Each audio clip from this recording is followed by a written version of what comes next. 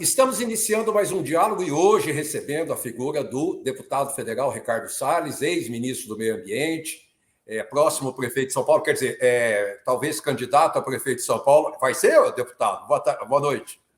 Tudo bem. Não, vamos tentar, vamos ver se a gente consegue viabilizar a candidatura importantíssima para barrar o deputado Guilherme Boulos, que é uma ameaça, né? Uma ameaça nas cidades, aliás, análoga àquilo que acontece no campo com o MST. Aquilo que é o Boulos na cidade com o MTST, o campo está passando com o MST. Portanto, daí a importância de ter uma candidatura vitoriosa sobre a esquerda, sobre o Boulos. Bom, eu queria, como disse para o senhor antes da nossa entrevista, fazer um pouco do contraponto, né, do que foi dito, do que lhe é atribuído e do que é comentado em relação a medidas tomadas enquanto o senhor foi ministro do Meio Ambiente. Então, uma das coisas que se cita é a retirada da participação da sociedade civil do Conselho Nacional do Meio Ambiente, do CONAMA. Houve severas críticas de que o senhor estaria querendo, o presidente Bolsonaro estariam querendo escolher os membros da sociedade civil para que pudesse aprovar tudo o que fosse necessário. Pois é, isso é uma mentira, porque, primeiro, o CONAMA, quando eu assumi o ministério, tinha 200 conselheiros, metade titulares, metade suplentes, todos eles com direito à voz. Então, você imagina você ter um órgão colegiado com 200 pessoas que podem vir ao microfone e ficar falando sobre qualquer assunto, falando. Então, as reuniões do CONAMA eram, na verdade, um palco para cada um fazer ali a sua fala, não se decidia nada, não se avançava em nada, era uma discussão totalmente desvirtuada. O que nós fizemos? Pegamos exatamente a proporção que havia de representantes da sociedade civil, representantes do governo federal, dos governos estaduais, das prefeituras e dos setores econômicos e reduzimos aquela participação de todos de maneira proporcional, de tal sorte que o CONAMA passou a ter 23 membros, tinha 200. É uma coisa inacreditável, você ter um órgão colegiado com 200 pessoas. Nunca vai funcionar como de fato não funcionava. Então, essa história de que excluiu a sociedade civil, ela é duplamente mentirosa. Primeiro, porque a participação de todos os setores, inclusive a sociedade civil, foram reduzidos proporcionalmente, todos os setores. E, para além de tudo, a escolha de entidades da sociedade civil, que até então se dava meio que um lobbyzinho lá dentro, de algumas entidades que vira e mexe ocupavam cadeiras no CONAMA, fazendo um lobby para serem escolhidas, nós fizemos uma coisa simples, sorteio. Quem quisesse participar, teria oportunidade de participar através de sorteio. Aqueles que até então manipulavam as escolhas e faziam lobby para serem escolhidos, foram reclamar, porque finalmente eles não tiveram esse comando de escolher a si próprios, né? Tiveram que dividir com as outras entidades da sociedade civil a possibilidade delas comporem o CONAMA através de sorteio, que nós entendemos que era muito mais adequado. Aliás, dando uma esticadinha só aí, esses conselhos nacionais, bem como as agências reguladoras, estão aparelhadas pelo Estado já há muito tempo. Quer dizer, as pessoas tentam, não só nos conselhos nacionais, porque é impossível, como o senhor disse, 200 e tantas pessoas. Como é que você reúne 200 e tantas pessoas? Como é que se escolhe 200 e tantas pessoas e faz cada um ter ouvido, cada um ter voz, e aí você joga dentro de uma bolinha de bingo e sorteia para ver qual medida, qual opinião, qual que vai funcionar? Quer dizer, a tecnicidade, ela precisava prevalecer, né? Pois é, o que nós fizemos foi tirar uma discussão absolutamente improdutiva e irracional e trazer para o campo da técnica. Então, discutiu-se os assuntos, apresentavam argumentos, prós e contra, e vota. Você vota utilizando a representatividade que lá está, e as questões eram, portanto, decididas dessa forma. O CONAMA passou a ser um órgão eminentemente técnico, com decisões racionais, objetivas, coisa que não havia antes. Bom, o outro item que eu gostaria de falar com o senhor é sobre a revogação de resoluções que protegiam Restinga e Mangue. Também houve muita crítica e provavelmente mal explicado isso aí.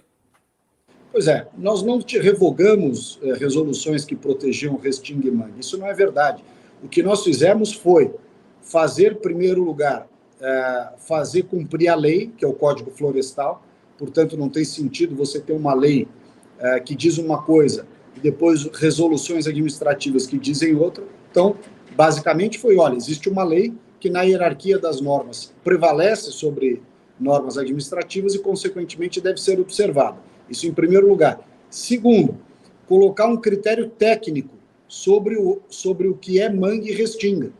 E não simplesmente colocar uma norma que permite que vegetações, áreas morfologicamente distintas daquilo que é mangue e restinga, sejam classificados indiscriminadamente como mangue e restinga, apenas como medida daqueles que eventualmente querem impedir qualquer atividade imobiliária, mercantil, comercial, industrial, etc., e usam um conceito que não tem precisão técnica como forma de obstar essas análises e esses licenciamentos. Então, o que foi feito, na verdade? Qual é o critério técnico que define mangues e restingas? É esse. Portanto, é esse critério que tem que prevalecer. Ninguém retirou a proteção de mangues e restingas. Apenas se estabeleceu qual é o critério técnico. Porque sem critério técnico, fica ao livre-arbítrio de quem está fazendo o licenciamento tirar da cabeça dele a classificação, como se todo o litoral, por exemplo, como se todo o litoral do estado de São Paulo, na época houve essa discussão, pudesse ser classificado como restinga. Quer dizer, do Paraná ao Rio de Janeiro, todo o litoral do estado de São Paulo é restinga. Portanto, não pode haver nada no litoral do estado de São Paulo. Essa é a visão radical daqueles que não concordavam com o enquadramento técnico da norma. Seria mais ou menos mangue não é manga, né? Deixar bem isso claro, né, para as pessoas, né? Liberação da queima de lixo tóxico em fornos para cimento. Outra acusação em cima de decisões lá. Bom, na verdade, não se autorizou queima de lixo tóxico de jeito nenhum. O que se permitiu foi a utilização de resíduos e pneus, né, que, ao invés de irem para lixões, serem jogados em terreno baldio, etc., passaram a substituir, no caso dos pneus e tudo, por exemplo, o coque, que é um produto importado de origem fóssil. Você dá a destinação correta a esses produtos, que tem a maneira correta de serem incinerados, portanto, utilizados como recurso energético, feitos da maneira correta, não representa nenhum risco ao meio ambiente, ao contrário, representa uma vantagem, que você evita que isso seja jogado fora, acondicionado, né, jogado em terreno baldio, em lixões, etc., e permite que eles virem, portanto, energia. É a medida correta, a medida de reutilização energética de resíduos. O mundo inteiro faz isso, com tecnologia e com cuidado ambiental. Só aqui no Brasil que os xiitas não querem permitir que esses processos sejam feitos adequadamente. Deputado, paralisação do Fundo Amazônia. Pois é, isso é uma outra mentira, outra narrativa. Aliás, impressionante como ao longo desses 4 anos, uma parte da imprensa comprou uma narrativa que não é verdadeira.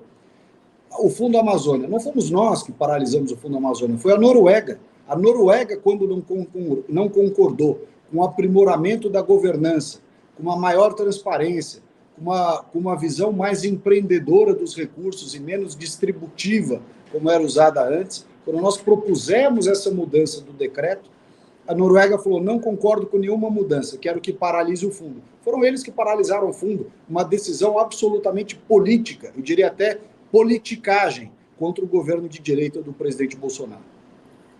Antes de eu chamar o intervalo, o senhor tem sido muito delicado com a ministra do Meio Ambiente, que não tem retribuído ao senhor essa mesma delicadeza. O senhor disse recentemente que não gostaria que ela fosse tratada e diferenciada como o senhor foi 4 anos durante o seu ministério, quase 4 anos, né, no seu ministério. E ela, ao mesmo tempo, diz, nós estamos fazendo tudo de volta aquilo que foi desfeito durante o governo Bolsonaro. Quer dizer, a delicadeza não se retribui, né? Pois é, na verdade, assim, eu gostaria muito que ela fizesse algo que não se fez no passado, que é cuidar do saneamento. A esquerda não só nunca cuidou do saneamento, como quando veio a discussão no Congresso, o marco legal do saneamento, a esquerda votou contra. Num país que tem 100 milhões de brasileiros sem água, sem coleta e tratamento de esgoto, 35 milhões de brasileiros sem sequer água tratada para beber, a esquerda nunca se preocupou em fazer e votou contra. Da mesma forma, o lixo, né, os resíduos sólidos no Brasil. 10 anos da lei de resíduos sólidos se passaram sem que a esquerda tivesse feito nenhum movimento para resolver o problema de lixo no Brasil. Fomos nós que resolvemos, em 1 ano e pouco já estava tudo funcionando. O CINIR, os acordos de logística reversa, enfim, tantas outras coisas. Então, na verdade, nós temos que dar uma oportunidade, já está se passando, já são aí 3 meses de governo, mas dar a oportunidade para que eles mostrem que conseguem entregar aquilo que não entregaram no passado. Daqui a pouco a gente vai cobrar, nós vamos dizer, olha, vocês já tiveram tempo de mostrar serviço, o resultado nós vamos ver daqui a pouco. Há afirmações irregulares ou ilegais em verdades atribuídas a ele e ao ministério dele no governo Bolsonaro. O outro item que eu queria falar com o senhor é o avanço do garimpo, né, em áreas protegidas e unidades de conservação. Logo agora, no começo do atual presidente, foi-se feito um mostruário com relação às terras Yanomamis, garimpeiros, fugas, mercúrio, desmatamento, prática ilegal do garimpo, enfim. O que o senhor tem a dizer sobre isso? Veja, o que se sabe é que parte desses garimpeiros vieram da Venezuela, onde o garimpo está totalmente liberado. Uma parte da pressão de atividades ilegais sobre o território brasileiro se dá vindo justamente do país alinhado politicamente com o PT, que é a Venezuela.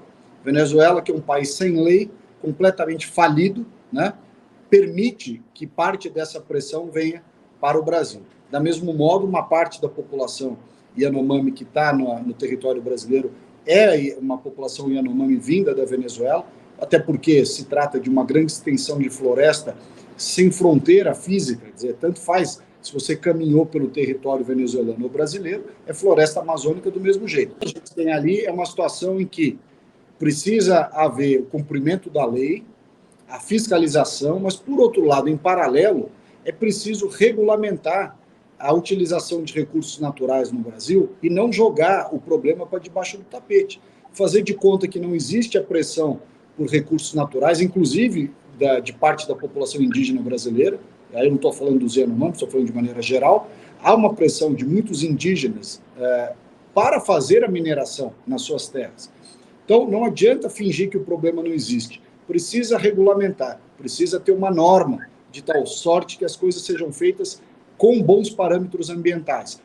A Noruega explora petróleo no Mar do Norte, os Estados Unidos acabaram de aprovar a exploração de petróleo no Alasca. Aliás, também a Noruega, que aponta o dedo para o Brasil e travou o fundo da Amazônia, está autorizando agora a exploração de terras raras no fundo do Mar do Norte, no fundo do oceano. Ou seja, a eles não se faz a mesma cobrança irracional que fazem sobre o Brasil. Então é importante que o Brasil tenha firmeza de defender os seus interesses e colocar, evidentemente, parâmetros ambientais corretos para serem seguidos. Agora, em fazer a política do avestruz, que enfia a cabeça no buraco e finge que não há essa pressão, não é o caminho correto, na minha opinião.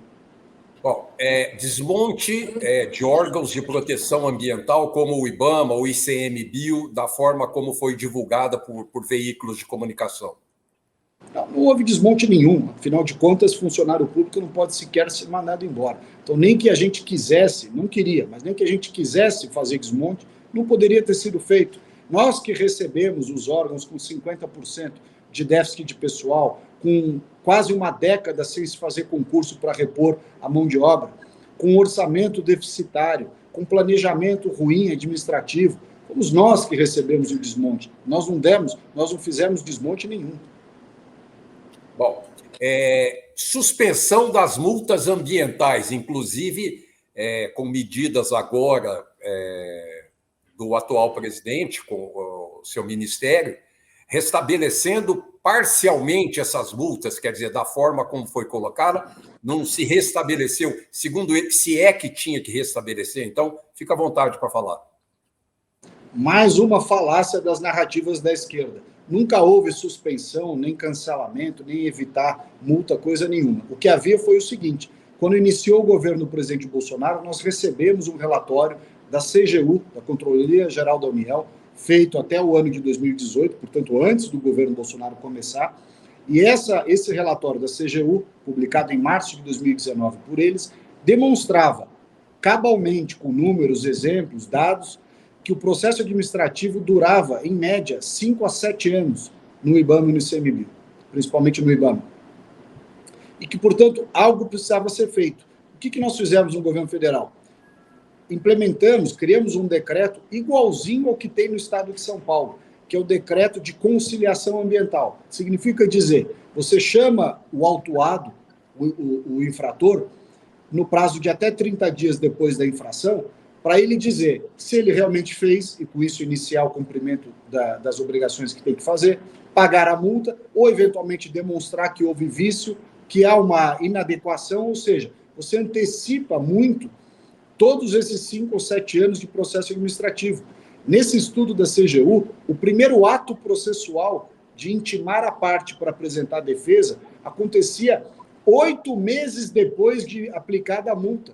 Ou seja, um processo totalmente ineficiente e demorado. Nós criamos uma alternativa para antecipar o processo. Não foi para proibir multa, nem dispensar ninguém das suas obrigações. Processo que demora é ineficiente. Ele demorava e nós criamos uma regra para que ele encurtasse. Infelizmente, houve um boicote muito grande daqueles que deveriam implementá-lo dentro desses órgãos, porque queriam justamente dizer que a regra que foi criada não dava certo, e como eles boicotaram o processo acabou sendo atacado publicamente. Mas não tinha nada de proibição de multa, cancelamento de multa, coisa nenhuma.